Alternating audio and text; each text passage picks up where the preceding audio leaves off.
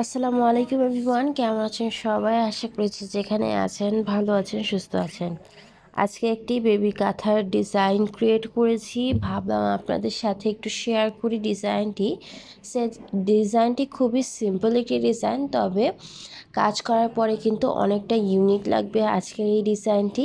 তো প্রথম পর্যায়ে আমি কাঁথাটিকে ভালোভাবে বিছিয়ে নিয়ে মাঝের অংশটুকু থেকে আমরা 12 ইঞ্চির বর্ডার একটি লাইন তৈরি করব।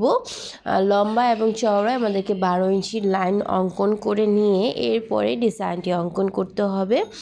এর পরবর্তী পর্যায়ে আমি এক এক করে আপনাদেরকে দেখিয়ে দিচ্ছি স্টেপ বাই স্টেপ। আপনারা ঠিক সেম ডিজাইন ফলো করবেন। খুবই সিম্পল আজকের এই ডিজাইনটি, তবে কাজ করলে কিন্তু অনেক ভালো লাগবে। এবং যেহেতু বেবি কাঁথা, সেহেতু খুব একটা গর্জিয়াসও কিন্তু বেবি কাঁথার ডিজাইনের ক্ষেত্রে মানাবে না, যার জন্য এই ডিজাইনটি অ্যাপ্লাই করা। আছে একটি লাল খয়েরি কালারে এই কাজটি করছি। আপনারা চাইলে সাদা কিংবা হলুদ সুতার কম্বিনেশনে কিন্তু এই কাজটি কমপ্লিট করে নিতে পারেন। শুধুমাত্র আর্ট করেছি আমি, কারণ আমার আর্ট করা কাঁথার অর্ডার ছিল, তাই আমি এই ডিজাইনটি রেডি করে ডেলিভারি দিয়ে দিয়েছি। তবে আপনারা চাইলে নিজেরা সেলাই করে নিতে পারেন। যে কোনো কালারের লাইট সুতা দিয়ে আপনাদেরকে সেলাই করে নিতে হবে। আর যেহেতু কাঁথা, অবশ্যই কাঁথা স্টিচ দিয়ে অ্যাপ্লাই করে নেওয়ার চেষ্টা করবেন, তাহলে ডিজাইনটি ভালো লাগবে। মাঝখানে আপনারা একটু ভরাট অথবা চেন স্টিচ দিয়ে কিন্তু কাজটি কমপ্লিট করে নিতে পারবেন। তো আপনাদের সাথে কথা বলতে বলতে কিন্তু প্রায় কাজগুলো কমপ্লিট হয়েই গিয়েছে। এই যে ভেতরে রয়েছে, এখানে আমি ছোট ছোট বক্স অঙ্কন করে নিয়েছি। এটি যখন সেলাই করবেন তখন অনেক ভালো দেখাবে।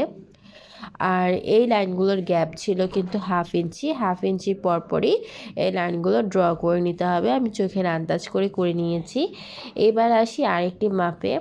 এই যে আমরা 12 ইঞ্চি লাইন ড্র করেছিলাম, ডিজাইনটি করার পরে একটু ছোট মনে হয়েছে, তাই আমি আরও 3 ইঞ্চি বাড়িয়ে নিয়েছি।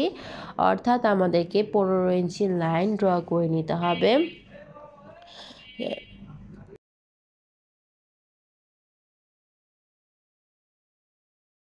যখন লাইনগুলো ড্র করা হয়ে যাবে তখন কিন্তু আমাদের প্রায় কাজ শেষ হয়ে যাবে। ওপর থেকে আমি একটি পান শেপ করে আরও একটি ডিজাইন অ্যাড করে দিচ্ছি। সেক্ষেত্রে ডিজাইনটি ফাঁকা ফাঁকা লাগবে না এবং একটু ভরাট মনে হবে।